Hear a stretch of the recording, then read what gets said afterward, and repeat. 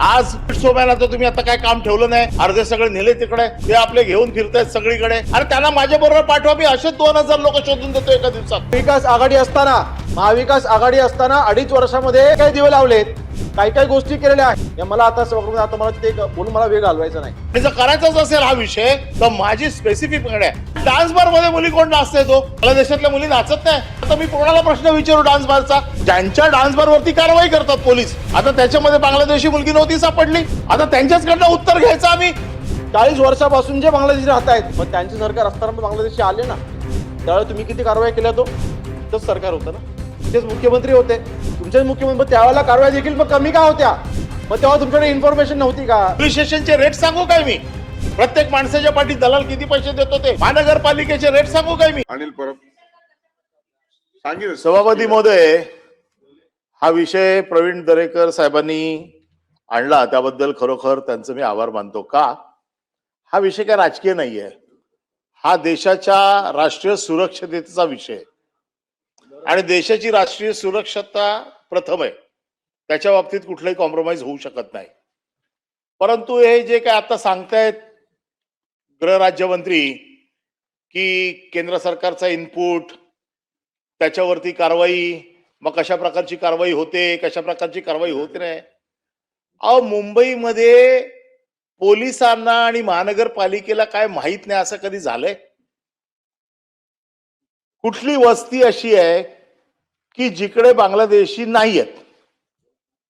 जिथे जिथे झोपडपट्ट्या बांधल्यात आणि ज्या झोपडपट्ट्यांमध्ये कारखाने चालतायत, त्यांची मोडस ऑपरेंडी काय? की झोपडपट्टीमध्ये, सगळ्या झोपडपट्ट्या मुंबईतल्या बघा, वरचा खालचा माळा मालक राहतो, वरचे 2 माळे हे भाड्याने देतो, दुसऱ्या माळ्यावरती कारखाना, मग तो कारखाना कपड्याचा असेल, तो कारखाना जेम्स अँड ज्वेलरीचा असेल, तो कारखाना वेगवेगळ्या हँडमेड असेल, जरीचा असेल, हे सगळे इमिटेड ज्वेलरीचे असतील, हे सगळे कारखाने वेगवेगळ्या मुंबईमध्ये वस्त्यांमध्ये आहेत आणि तिथेच सगळे बांगलादेशी कामगार आहेत. हे काय पोलिसांना माहित नाही? ए आय कार्ड तपासू, आधार कार्ड तपासू, हे तपासू, तिकडचे काय दलाल माहित नाहीत? हे काय उत्तर देत आहेत इकडे? हा काय आंतरराष्ट्रीय विषय आहे का की गोलमेज टेबलावरती नेऊन तो सोडवायचा आहे? अरे लोकल पोलिसाला सांगितलं तर 15 दिवसात साफ करून टाकतील, 15 दिवस पण नाही लागणार. आज सगळे धंदे जे आहेत, जसं तुम्ही सांगितलं, बांधकाम व्यवसायामध्ये आज ते लोक आहेत, आज जेम्स अँड ज्वेलरीमध्ये ते लोक आहेत, आज फुलांचं मुंबईमध्ये डेकोरेशन चालते त्याच्यामध्ये ते लोक आहेत, मच्छी ते लोक विकतायत, आज फेरीवाले ते लोक आहेत. हे काय पोलिसांना माहित नाही? हे महानगरपालिकेला माहित नाही? आज राज्य कोणाचं पण असू देत, या यंत्रणा तर त्याच आहेत ना. आज मी आहे राज्यावरती, उद्या तुम्ही आहात, पण यंत्रणा तर त्याच आहेत ना. या यंत्रणांना काय माहित नाही का हे कोण आहेत ते? आणि म्हणून आज तुमचेच लोक आरोप करतायत की भारतीय जनता पक्षाच्या कार्यकर्त्याला दम देत आहेत तुमचं सरकार, आणि दम तुम्ही खाताय आणि सभागृहात येऊन सांगताय की आम्ही दम खातोय म्हणून. हे फार गंभीर आहे. हा जो विषय राष्ट्रीय सुरक्षेचा विषय, 2-5 बांगलादेशी इथे राहिले मोठा विषय नाही आहे, पण त्याच्यात 2-4 अतिरेकी आले बांगलादेशातला आणि देशात जर घातपात घडवून गेले तर फार मोठा विषय आहे. नीट समजून घ्या विषयाचं गांभीर्य. हे राजकारण म्हणून या विषयाकडे बघू नका. हा विषय देशाचा राष्ट्रीय सुरक्षेचा विषय, आपल्या आणि बांगलादेशचे संबंध जे काही ताणलेत त्या दृष्टिकोनात या विषयाकडे बघितलं पाहिजे. आज किरीट सोम्याला तर तुम्ही आता काय काम ठेवलं नाही, अर्धे सगळे नेले तिकडे, ते आपले घेऊन फिरतायत सगळीकडे.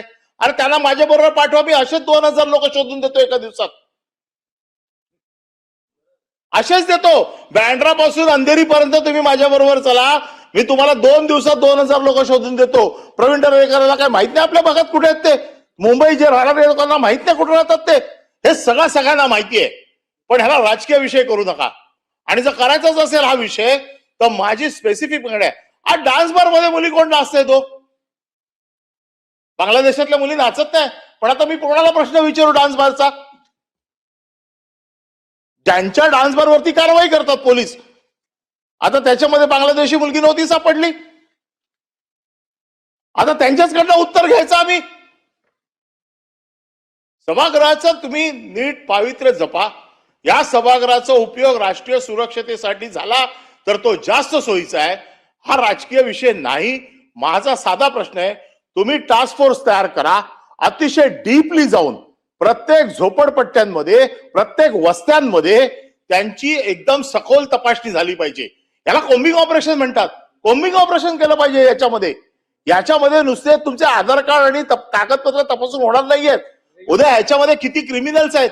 तुम्ही जरा आर्थर रोड पासून सेशन कोर्टात ज्या गाड्या येतात त्या गाड्यांच्या इकडे जरा उभे राहा, तुम्हाला आपोआप सापडतील किती बांगलादेशी आलेत. ते सांगत पडलेत आम्ही बांगलादेशी आहे म्हणून. ते सगळे सांगतात आम्ही भारतीय आहोत म्हणून. आता किती लोक वेगवेगळ्या पदावर आलेले आहेत. आता ते म्हणतात की जिंकले जास्तीत जास्त मतदार याच्यावरती. आता 288 मध्ये 2.25 तर तुम्हीच जिंकलेत. आता का त्यांच्या मतावर जिंकले? आमच्यासाठी काही ठेवलंच नाही. मग कोणाच्या मतावर जिंकले? त्याच्यामुळे हा विषय राजकीय नाहीये. या विषयात माझी सरकारकडे एकच मागणी आहे की हा विषय घ्यायचा असेल पुढच्या 3 महिन्यात सरकारने स्पेशल टास्क फोर्स करावा. त्या टास्क फोर्सच्या माध्यमातून जेवढ्या झोपडपट्ट्या आहेत मुंबईतल्या, मुंबई असेल, मीरा रोड असेल, ठाणा असेल, कल्याण डोंबिवली असेल, आता सगळं हळूहळू तरी मुंबईच्या बाहेर हातपाय पसरायला सुरुवात केलेली आहे. त्याच्यामुळे ह्या झोपडपट्ट्यामध्ये विशेषतः ज्या झोपडपट्ट्या 1 माळ्यापेक्षा 5 माळ्यापर्यंत आहेत, या सगळ्या झोपडपट्ट्यांची तुम्ही स्पेशल कॉम्बिंग करा आणि त्या स्पेशल कॉम्बिंग ऑपरेशन मध्ये तुम्हाला हे सगळे सापडतील आपोआप. बाहेर कुठे शोधायला जायची गरज नाही. पोलीस स्टेशनचे रेट सांगू काय मी? प्रत्येक माणसाच्या पाठी दलाल किती पैसे देतो ते? महानगरपालिकेचे रेट सांगू काय मी? आणि हे जर झालं नाही तर पुढच्या अधिवेशनामध्ये आम्हाला बांगलादेशींना मुंबईमध्ये ठेवण्यासाठी महानगरपालिका आणि पोलीस यांचं दरपत्रक आम्हाला जाहीर करावं लागेल. आणि म्हणून माझी सरकारकडे विनंती आहे, पण सरकारने देखील याचा गांभीर्याने विचार केला पाहिजे. केंद्र सरकार भिंती बांधणार, कुठे भिंती बांधणार तुम्ही? भिंतींसाठी तुम्ही फंड आणताय, या भिंती बांधणार कुठे? मुंबईमध्ये कुठे अशी भिंत आहे की जिथे बांधली तर बांगलादेशी येणार नाही? आता तर दादर मध्ये ताईंनी सांगितलं की दादर मध्ये बांगलादेशी आहेत. भिंत बांधणार कुठे तुम्ही दादर मध्ये? प्रश्न नाही, प्रश्न तर विचारतोच आहे, पण प्रश्न कोणाला विचारायचा हा प्रश्न आहे. प्रश्न ज्यांना विचारतोय त्यांनी देखील मनाचा आता मोठेपणा दाखवला पाहिजे. त्यांच्याकडनं पण अशी कुठली कृती नाही झाली पाहिजे ज्याच्यामुळे या विभागात त्यांना प्रश्नाला उत्तर देताना त्याला देखील 10 वेळा विचार करायला पाहिजे की मी फार स्वच्छ मनाने आणि साफ मनाने प्रश्नाचं उत्तर देतोय. आणि म्हणून माझा स्पेसिफिक प्रश्न आहे, पुढच्या 3 महिन्यात टास्क फोर्स तयार करून प्रत्येक अशा वस्त्यांची झाडाझडती घेऊन याच्यातनं बांगलादेशी शोधून याच्यातले गुन्हेगार शोधून देशाच्या सुरक्षेला धोका होणार नाही याची जबाबदारी सरकार घेणार का? मंत्री महोदय. सभापती महोदय, सन्माननीय सदस्य अनिलजी परब यांनी जो प्रश्न उपस्थित केलाय, मी मगाशीच सांगितलं की आपण प्रत्येक पोलीस स्टेशन मध्ये आपण एक प्रमुख अधिकाऱ्याच्या अंडर आपण 5 कर्मचारी अशा आपण टीम्स आपण ऑलरेडी नेमलेल्या आहेत. मुंबईमधल्या प्रत्येक पोलीस स्टेशन मध्ये आपण ह्या स्पेशल टीम्स फक्त बांगलादेशींच्या वरती ह्या कारवाई आपण करतोय आणि या ATS ना आपण सोबत घेऊन करतोय. आपल्या संयुक्त कारवाई आहे. त्यांच्या म्हणण्यावरनं असं जाणवतंय की त्यांच्याकडे भरपूर इन्फॉर्मेशन आहे आणि कुठे कुठे मुंबईमध्ये बांगलादेशी राहतात. माझ्या माहितीप्रमाणे ते ज्या पक्षाचं काम करतात त्या भागामध्ये ते विभाग प्रमुख देखील आहेत. ज्या भागामध्ये ते नेतृत्व करतायत त्यांनी तिथली इन्फॉर्मेशन आम्हाला द्यावी. नक्कीच त्याच्या आधारे आम्ही कारवाई करू. काही अडचण नाही. पोलिसांच्या कारवाई होतच आहेत, पण त्याच्यामध्ये आपल्याकडे जी इन्फॉर्मेशन आहे ती आपण आम्हाला द्यावी. आपण जे मुद्दे उपस्थित केले आपल्याकडे असतील तर आपण द्यावी ना, आम्ही कारवाई करू त्याच्यावरती. पोलीस तर कारवाई करतच आहे. पोलीस कारवाई करतोच आहे. आपल्याकडे जी इन्फॉर्मेशन आहे ती आम्हाला द्यावी.